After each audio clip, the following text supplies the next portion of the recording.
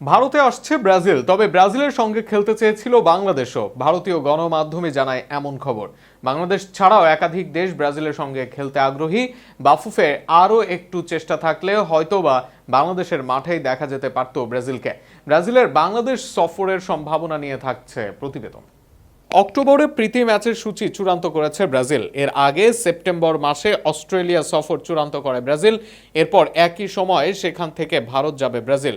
5 বারের বিশ্ব চ্যাম্পিয়নদের ভারত সফর ও তাদের বিপক্ষে ম্যাচ খেলা এক ঐতিহাসিক সিদ্ধান্তই বটে।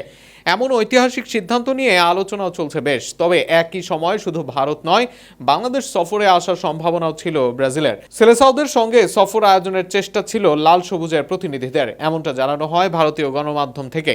সেখানেই জানানো হয় বাংলাদেশের আগ্রহের কথা। ভারতীয় এক শীর্ষ গণমাধ্যম ব্রাজিলের ভারতে আসার খবর নিয়ে বিস্তারিত সংবাদ প্রকাশ করে। সেখানে ভারতে আসার জার্নির কথা উল্লেখ করা হয়।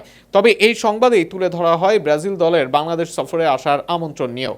জানানো হয় বাংলাদেশ থেকেও একই সময় চেষ্টা করেছিল ব্রাজিলকে আনার, তবে সেখানে তাদের কাছে না গিয়ে ভারতে যায় ব্রাজিল। শুধু বাংলাদেশ নয়, একই সময় কাতার ও সিঙ্গাপুরের মতো দলের আগ্রহও ছিল ব্রাজিল।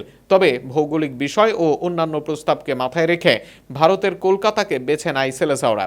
আগামী অক্টোবরে হবে সেই ঐতিহাসিক ম্যাচ। যদিও বাংলাদেশ থেকে কারা ব্রাজিলকে আমন্ত্রণ জানিয়েছে এ বিষয়ে বলা হয়নি বিস্তারিত। ধারণা করা হচ্ছে এ সময় বাংলাদেশ থেকে সরাসরি বাফুফে থেকে আসেনি আমন্ত্রণ। এই আমন্ত্রণ এসেছে কোনো এজেন্সি থেকে, যারা নিজ উদ্যোগে ব্রাজিলকে আনতে চেয়েছিল বাংলাদেশকে। হয়তোবা এর জন্য স্পন্সর বা অন্য কিছুর সঙ্গেও কথা বলেছিল তারা। তবে শেষ পর্যন্ত তাদের প্রস্তাব যে সফলতার মুখ দেখেনি, সেটা দেখা যায় ভারত সফরে। আর সেখানে আফসোস থেকে যায় বাংলাদেশিদের জন্য। হয়তোবা যদি বাংলাদেশ থেকে আরও জোরে সোরে উদ্যোগ নেওয়া হতো, ব্রাজিল আসতে পারতো বাংলাদেশের ডেরাতেই।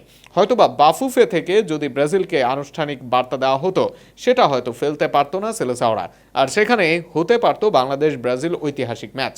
তবে এই সুযোগ আর আসবে না বাংলাদেশ দলের। তাই ভারতীয় গণমাধ্যমের সংবাদ ও তাদের দেশে ভিনি অ্যালিসনদের আসার খবরে আফসোসে পড়তে হবে বাংলাদেশকে।